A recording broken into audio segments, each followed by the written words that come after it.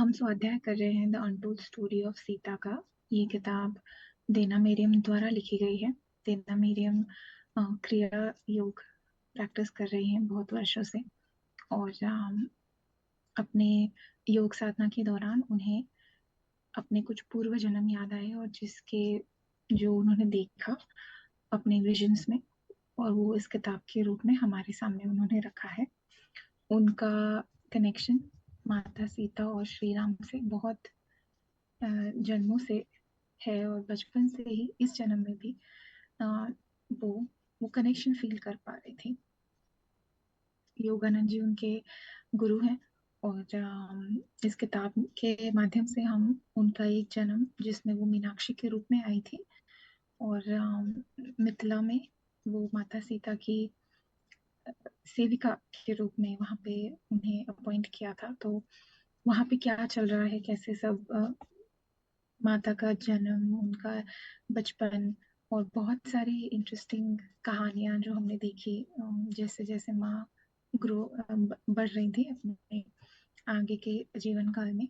Last part में हमने देखा कि श्री राम की कैसे उनका श्री राम और माता सीता का सबसे पहली बार उन्होंने एक दूसरे को देखा मंदिर में, जब माँ आरती करने गई थी गौरी माँ की। और उसके बाद वापस महल में आने के बाद स्वयंवर की अनाउंसमेंट जनक बाबा ने ऑलरेडी कर दी है। और महल में आने के बाद सुनैना माँ वहां पे थी नहीं मंदिर में आरती के दौरान, तो उन्होंने राम को नहीं देखा। तो वो सबको पूछ रही हैं कि आप मुझे बताइए, वर्बली आप मुझे, वर्ड्स के थ्रू आप मुझे बताइए कि कैसे दिखते हैं। तो सब अपने अपना जो जिसने देखा, जो जो जिसका एक्सपीरियंस था वो शेयर कर रहे हैं। पर फिर भी माता सीता सुनैना माँ को कहती हैं कि माँ, आप जब उन्हें देखेंगी तो आपको जो अनुभूति होगी वो आपका अपना एक्सपीरियंस होगा, और वो इन सब से अलग होगा, क्योंकि उन्हें देखने के बाद ही आप उस एक्सपीरियंस को आप वो अनुभव जो आप करेंगे वो आपका अपना व्यक्तिगत पर्सनल अनुभव होगा। और ये डिस्कशन करते करते मीनाक्षी को याद आता है एक पहला वार्तालाप जो माता के बीच में और ये, जनक बाबा के बीच में हुआ था। तो वो था जब सुनैना माँ श्री राम की ब्रेवनेस, उनकी उनका उनका जो अचीवमेंट्स है, ब्रेवरी है, वो सब के बारे में बात कर रही थी। तो वो तारका के वध के बारे में बात कर रही थी। पर माता का जो रिएक्शन था ये किस्सा सुनने के बाद, तो वो उन्होंने ऐसा प्रश्न पूछा था कि ये हिंसा जरूरी है, और वो भी एक स्त्री के प्रति। तो जनक बाबा का रिप्लाई ऐसे था कि मैं श्री राम पर पूरी तरह विश्वास करता हूँ, और उन्होंने जो भी किया वो पूरे संसार के भले के लिए ही है।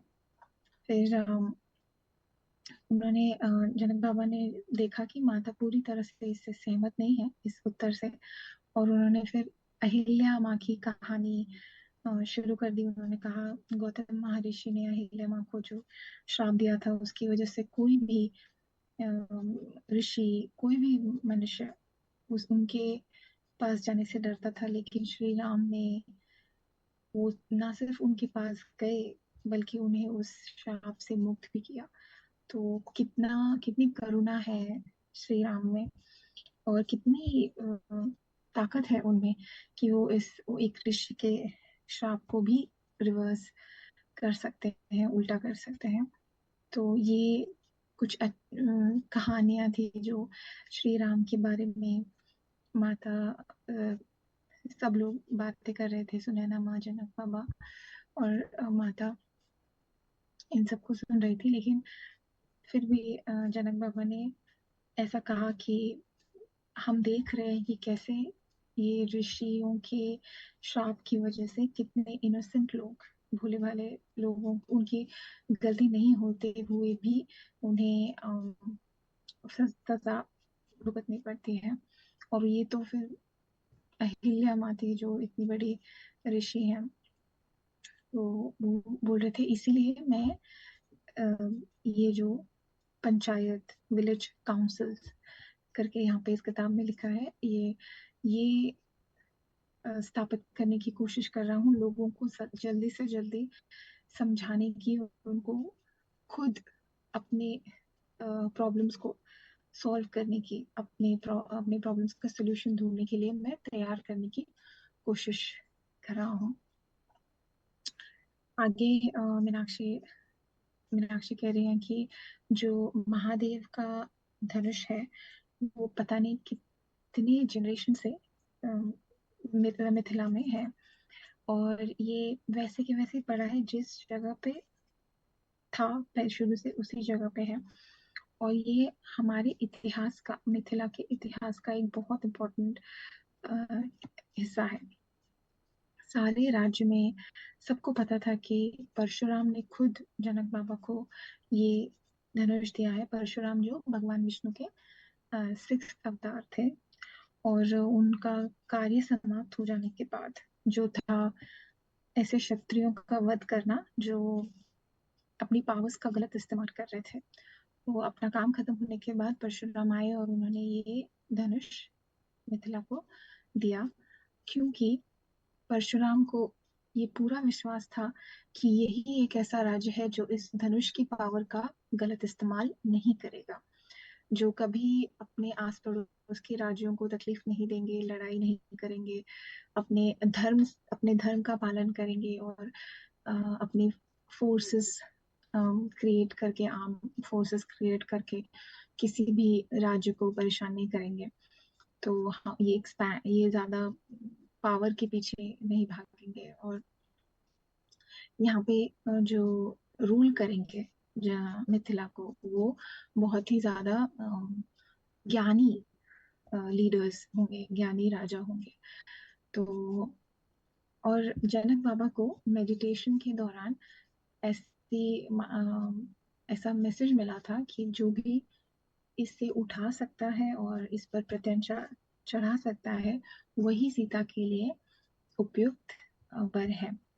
तो ये तो उन्हें पता था, ये पहले से उन्हें पता था कि मिथिला जब जब कभी भी माता सीता का विवाह होगा, तो जो भी उनके लिए उपयुक्त वर है, वो उनको जब ये धनुष उठाएंगे और इस पर प्रत्युंचा चढ़ाएंगे, तो उसके बाद इस धनुष की जो पावर है और प्रोटेक्शन है, वो भी उन व्यक्ति को मिल जाएगा।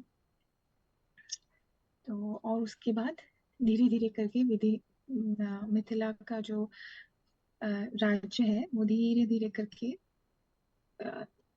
समाप्त होता जाएगा, या उनके किंगडम का अंत समय धीरे धीरे आता जाएगा। और इस बात से वो पहले ही उनको पता था, उनके इंट्यूशन से उन्हें ये बात पता थी, जब माता सीता अपने आगे की जर्नी में चले जाएंगे, तो राजा जनक जो है वो और ज्यादा मेडिटेशन में जाके और ज्यादा खुद को जानने की कोशिश करेंगे, आत्मस्थिति में ज्यादा से ज्यादा रहेंगे। तो इसके लिए ना उनको कोई भी उनको चिंता नहीं थी इस बात की, और उन्होंने वो एक्सेप्ट कर लिया था। फिर स्वयंवर का समय आया, सारे आर्य वध से सब राजा महाराजा सब आए पार्टिसिपेट करने के लिए। मीनाक्षी कह रही है हम तैयारियों में इतने बिजी थे कि माता की कुछ जरूरतों को भी हम ज्यादा ध्यान नहीं दे पा रहे थे, सिर्फ थोड़ी थोड़ी जो बेसिक नीड्स थी वो हम पूरी कर रहे थे। और जो स्वयंवर का रिजल्ट था उससे कोई भी सरप्राइज्ड नहीं था, सबको पता था कि जब से श्री राम और माता सीता की वो मीटिंग हुई है फर्स्ट टाइम मंदिर में, तो सबको थोड़ा थोड़ा सा आइडिया था कि यही है वो जो माता सीता से विवाह करने वाले हैं। और माता को भी कोई डाउट नहीं था इस बात पे। तो अगर कोई राजा वो आगे आके थोड़ा सा उसको धनुष को उठाने के पास भी चले जाते, तो भी माता का जो रिएक्शन था वो एकदम शांत था। और फिर श्री राम आए, उन्होंने वो धनुष उठाया और प्रत्यंचा चढ़ाई, और उसके बाद सारी जो फैमिली है सब लोग एकदम रिलैक्स हो गए, और यही सबकी मन की इच्छा भी थी। उसके बाद श्री राम ने ऐसे बोला कि मैं हम कल कल आएंगे, और जिससे कि माता सीता को थोड़ा सा जो भी हुआ उस पर थोड़ा और वो विचार कर सकते हैं, और अपना डिसीजन या अनाउंसमेंट कर सकती हैं। अगले दिन श्री राम और लक्ष्मण दोनों आते हैं महल में, और माता सीता, जनक बाबा, सुनैना माँ, इन सब के साथ वो बैठकर बात कर रहे होते हैं। और धीरे धीरे कर सबको पता चल जाता है कि ऐसा हुआ है, और उन्होंने बता दिया है, माता सीता ने अनाउंस कर दिया कि हाँ वो श्री राम को एक्सेप्ट कर रही हैं अपने पति के रूप में। और आगे वो ये तीनों आपस में बैठकर बात कर रहे थे, और आगे भी कई दिनों तक मीनाक्षी कह रही है हम लोग उनको खाना सर्व कर रहे थे, और जो भी उनकी सेवा जैसे भी चल रही थी। तो वो सब एक दिन जब ये लोग बात कर रहे थे, तो जनक बाबा ने कहा कि कितना अच्छा हुआ कि श्री राम और लक्ष्मण एकदम सही वक्त पे मिथिला आए। तो श्री राम जो है वो हंसने लग गए, और उन्होंने कहा कि ये एक्सीडेंट नहीं है। एक्चुअली क्या हुआ, जब उन्होंने तारका का वध किया था तो वो बहुत ज्यादा कठिन था उनके लिए, क्योंकि वो एक स्त्री थी, और ऐसा, लेकिन वो इस बात को भी नजरअंदाज नहीं कर सकते कि तारका ने इतने सारे जो ऋषि के आश्रम में जो स्टूडेंट्स थे जो पढ़ रहे थे उनकी हत्या की थी। तो इसलिए उन्हें धर्म का पालन करके उसकी हत्या करनी ही पड़ी। लेकिन जब वो वापस आए युद्ध से, तो वो बहुत ही ज्यादा थके हुए थे, और बहुत थोड़ा गिल्ट था उनके अंदर। तो उन्होंने बोला कि एक पावर को, एक एनर्जी मैंने फील की जिसने मुझे हील किया, और उसके बाद मैं सो गया।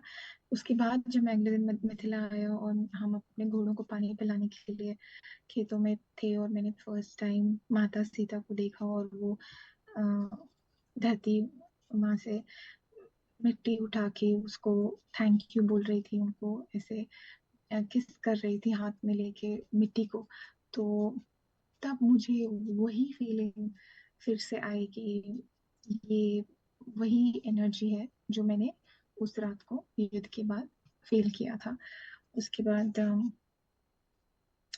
ये सारी बातें जो है मीनाक्षी कह रही है, जब एक सर्वेंट उनको खाना सर्व करने के लिए गया था तो उन्होंने सुनी, और वो फिर आके पूरे किचन स्टाफ को ये कहानी, उनके बीच का जो कन्वर्सेशन है वो सुना रहे हैं। तो माता ने उस समय बोला कि मुझे भी ये बात जब मैंने फर्स्ट टाइम सुनी तारका का वध का, तो मुझे भी वो पूरी तरह से मैं सहमत नहीं थी। लेकिन उस दिन माता वसुंधरा ने मुझे ये समझाया कि तारका सिर्फ शरीर से स्त्री थी, लेकिन उसके अंदर जो शैतानी ताकत थी, नेगेटिव फोर्स थी, उसको खत्म करना बहुत जरूरी था। इसीलिए जब उनको ये रियलाइजेशन हुआ, तो वो वसुंधरा माँ को थैंक यू बोल रही थी, इसीलिए उन्होंने मिट्टी उठाकर उसे वो किस कर रही थी। तो और उनको थैंक यू बोल रही थी कि इतना गहरा ज्ञान मुझे आपने दिया। उसके बाद श्री राम कहते हैं लेकिन तारका का जो वध है, इस यहाँ पे कहानी रुकती नहीं है, आगे भी और वध आएंगे, और और भी लड़ाइयाँ मुझे लड़नी पड़ेंगी। ये सब जब वो सेवक जो है वो ये सब डिस्कस कर रहे थे, तो सोमा उषा कहती है कि सब लोग चिंता में आ गए कि अभी इनका, हम चाहते हैं कि इनका आगे का जो जीवन है वो अच्छे से हंसते खेलते हुए खुशी से शांति से बीते, ना कि राक्षसों का वध कर रहे हैं, युद्ध कर रहे हैं, ये सब। तो सोमा कहती है कि नहीं, हमें इसकी चिंता करने की जरूरत नहीं है, राम जो भी करेंगे वो सबके अच्छे के लिए होगा, सबके प्रोटेक्शन के लिए ये होगा। और अगर वो किसी वन में जाते भी हैं, पार्टिसिपेट भी करते हैं, तो वो हमेशा जीत कर ही आएंगे। इसीलिए माँ ने उनको चुना है अपने पति के रूप में। तो उसको, सोमा को कोई कोई भी डाउट नहीं है इस बात पर। उसके बाद विवाह की तैयारियां शुरू हो गई, गेस्ट आने लग गए अयोध्या से, सारे सेरेमनीज सब कुछ शुरू हो गया। लेकिन इसके साथ ये टाइम बहुत अच्छा था, मीनाक्षी कह रही है, साथ ही साथ सब दुखी भी थे अंदर से, क्योंकि कहीं ना कहीं सबको ये पता था कि अब जो है माता महल में थी तो वो सबकी खुशी का सबसे अच्छा, सबसे बड़ा कारण था, तो अब वो धीरे धीरे हमसे दूर जाने वाले हैं। शायद जनक बाबा और ज्यादा एकांत में जाके और ध्यान करेंगे, और सुनैना माँ राज्य को संभालने की रिस्पॉन्सिबिलिटीज और उनकी बढ़ जाएंगी, और हमारी जो लाइफ है वो तो अभी बहुत चेंज हो जाएगी माता के जाने के बाद।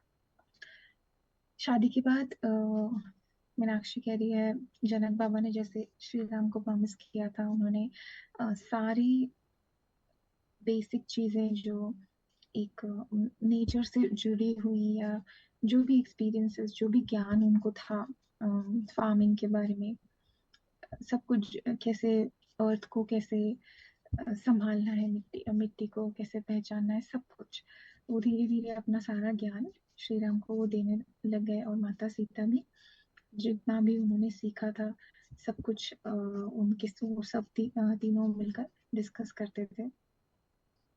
तो श्री राम बहुत ही इंटरेस्टिंगली सब कुछ सुन रहे थे, लर्न कर रहे थे, और बोल रहे थे कि मैंने वैसे तो वेदों का ज्ञान और सब कुछ ऑलरेडी ऋषि वशिष्ठ और विश्वामित्र से लिया है, लेकिन आज जो आप लोग मुझे सिखा रहे हो, ये भी ऐसा भी होता है, ये मुझे पता नहीं था। तो इसके लिए वो सब कुछ बहुत ही ज्यादा कृतज्ञता से, बहुत ग्रैटिट्यूड से हर चीज ग्रहण कर रहे थे।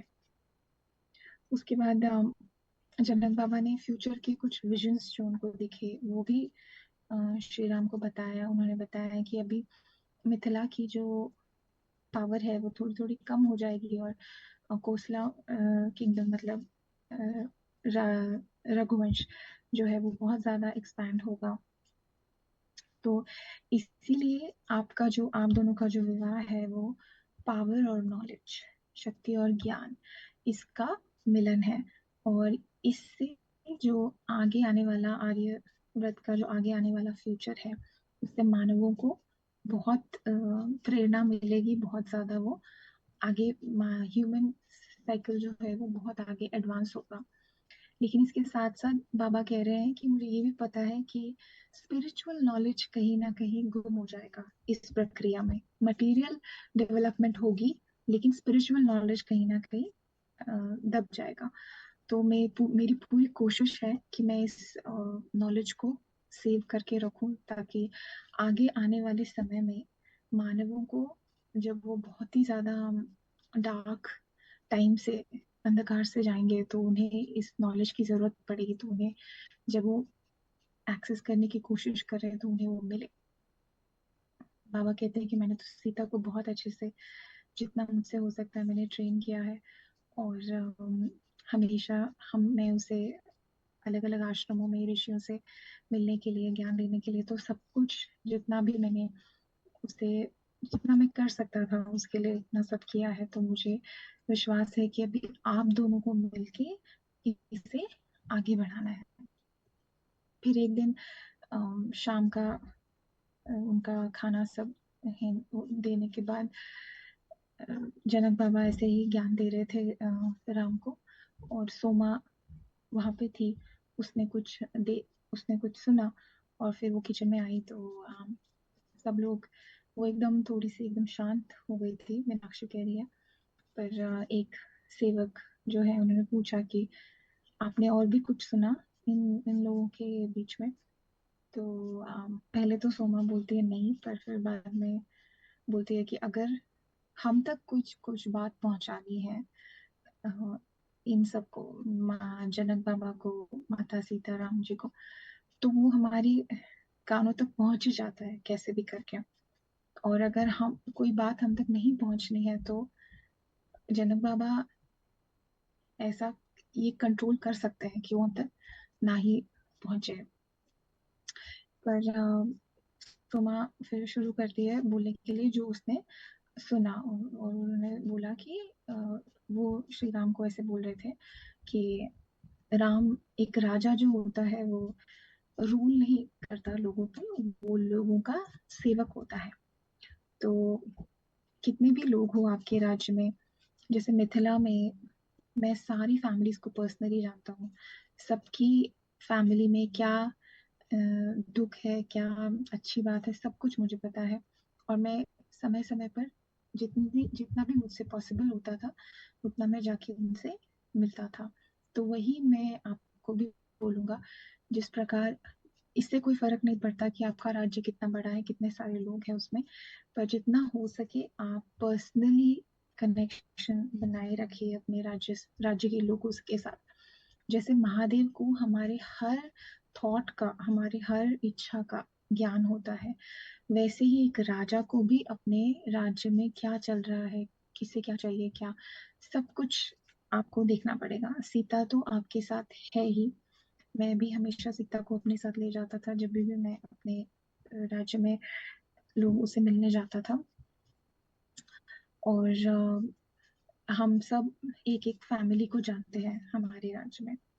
फिर सेल्फ गवर्नेंस, जिसकी तरफ जनक बाबा ने काम शुरू भी कर दिया था, जैसे पंचायत सेट करना गांवों में, जिसके बारे में हमने पिछले सेशन में भी देखा था।